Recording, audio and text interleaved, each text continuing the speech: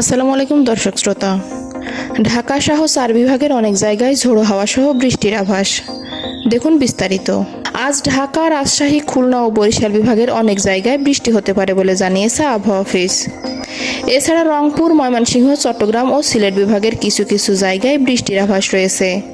সেই সঙ্গে দমকা বা ঝোড়ো হাওয়া সহ বৃষ্টির সঙ্গে বজ্রপাতও হতে পারে। রয়েছে শিলাবৃষ্টির আশঙ্কা। প্রিয় দর্শক, আমার এই ভিডিওটি যদি আপনার ভালো লেগে থাকে তাহলে লাইক, কমেন্ট ও শেয়ার করতে ভুলবেন না।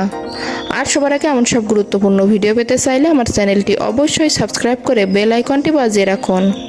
ধন্যবাদ। শনিবার সন্ধ্যা 6টা থেকে পরবর্তী 24 ঘন্টার পূর্বাভাস এমনটাই বলছে।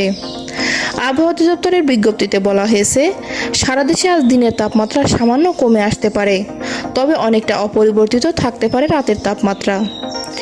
এদিকে একই বিজ্ঞপ্তিতে আজ রোববার সন্ধ্যা 6টা থেকে পরবর্তী 24 ঘন্টার পূর্বাভাস বলছে, ওই দিন রংপুর, রাজশাহী, ময়মনসিংহ, ঢাকা ও খুলনা বিভাগের অনেক জায়গায় এবং বরিশাল, চট্টগ্রাম ও সিলেট বিভাগের কিছু কিছু জায়গায় বৃষ্টি হতে পারে।